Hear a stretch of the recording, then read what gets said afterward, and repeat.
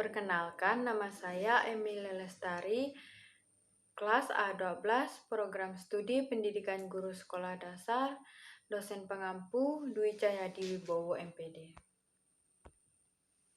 Materi saya itu pembelajaran menyenangkan dalam menyongsong era Sociality 5.0. Pendidikan adalah usaha sadar dan terencana untuk mewujudkan suasana belajar dan proses pembelajaran agar peserta didik secara aktif mengembangkan potensi dirinya.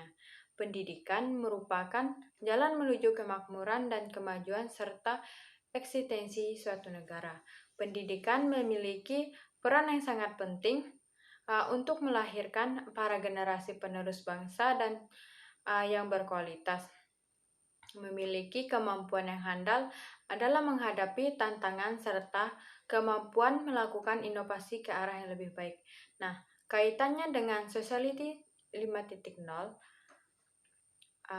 yaitu dunia pendidikan dengan melibatkan seluruh anggota tentunya perlu melakukan persiapan agar apa yang menjadi tujuan dari Sociality 5.0 ini dapat tercapai dengan maksimal. Nah, di mana hal tersebut tidak terlepas dari hadirnya kegiatan belajar mengajar yang menyenangkan bagi peserta didik. Nah, yang pertama ada pada era Sociality 5.0, yaitu ada sebuah era di mana teknologi digital diaplikasikan pada kehidupan manusia. Menurut kantor kabinet Jepang, Sociality 5.0 ini didefinisikan sebagai masyarakat yang berpusat pada manusia yang mengimbangkan kemajuan ekonomi dengan menyelesaikan masalah sosial melalui sistem yang sangat mengintegrasikan ruang maya dan ruang fisik. Nah, Jepang telah melakukan deskripsi terhadap Sociality 5.0 ini, yang dimana yang pertama ada signifikasi Sociality 5.0 mengarahkan pada perkembangan teknologi, tetapi sangat mempertimbangkan peran masyarakat atas terjadinya revolusi industri 4.0. Yang kedua, menawarkan masyarakat berpusat pada manusia. Yang ketiga, mengimbangkan antara kemajuan ekonomi dengan menyelesaikan masalah sosial melalui sistem yang menghubungkan antara dunia maya dan dunia nyata. Yang keempat adalah data yang menghubungkan dengan menggerakkan segalanya. Yang kelima, bertujuan untuk membantu mengisi kesenjangan ekonomi. Yang keenam, melalui Sociality 5.0 ini diharapkan layanan pendidikan dari tingkat dasar hingga perguruan tinggi dan layanan kedokteran akan sampai ke desa-desa terpencil.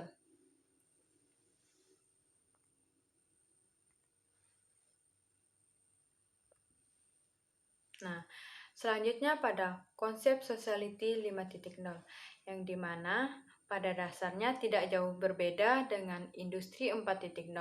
Hanya saja pada Sociality 5.0 ini lebih menekankan kepada kesiapan SDM atau sumber daya manusia guna mengatasi tantangan yang sudah ada pada era industri 4.0.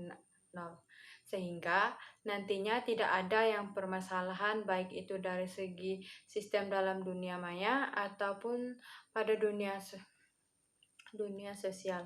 Nah, ada beberapa keuntungan dari penerapan Sociality 5.0 ini. Yang pertama, menyediakan layanan kesehatan secara online. Yang kedua, ada mobilitas. Yang ketiga, infrastruktur. Yang keempat, ada teknologi keuangan.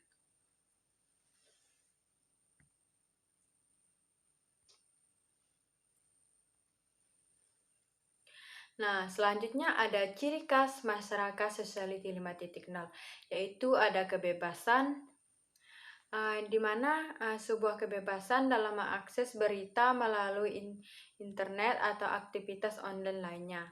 Yang kedua ada Sustomisotion, di mana merupakan ciri khas dari net atau generasi bahwa mereka adalah konsumen atau aktif dapat memperoleh sesuatu yang menyesuaikan. Yang ketiga adalah school routine, yaitu sebuah karakteristik yang berkaitan dengan sikap kritis untuk membedakan informasi yang benar atau informasi yang salah. Yang selanjutnya ada integrity, yaitu sebuah sikap integritas yang kuat, sadar, dan bertanggung jawab atas apa yang telah dilakukan. Yang kelima ada entertainment, yaitu sebuah hiburan yang diakses secara online. Yang keenam ada speed, yaitu kecepatan atau respon interaksi karena adanya kecanggihan teknologi informasi yang dapat diakses tanpa batas ruang dan waktu, sehingga penyebaran atau pengaksesan informasi dapat dilakukan secara singkat. Yang ketujuh ada inovasi, yaitu sebuah inovasi yang bersifat dinamis dengan hadirnya ide-ide baru, temuan-temuan baru untuk menentukan masa depan yang baru.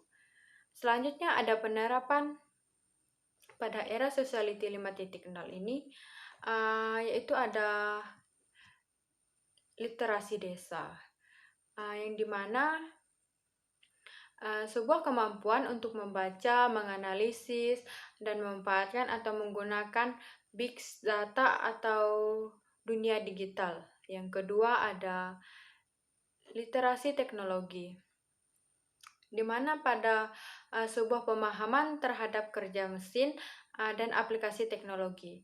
Yang selanjutnya pada literasi manusia. Hal ini yang berkaitan dengan komunikasi dan mesin dan desain. Dari beberapa literasi yang saya jelaskan tadi, kemudian dilakukan penggabungan yang menentukan setiap orang untuk terus belajar berkembang. Dengan kaitannya pada Society 5.0 ini, pada era di mana masyarakat akan berubah mengimbangkan kehadiran atau kemajuan teknologi.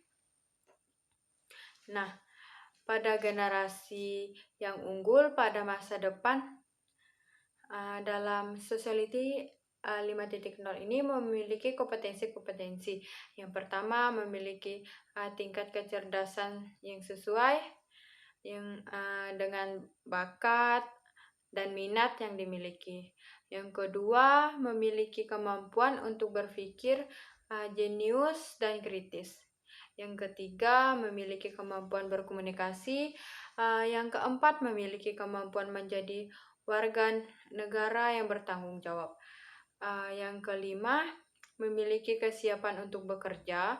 Yang keenam, memiliki rasa tanggung jawab terhadap kelestarian lingkungan.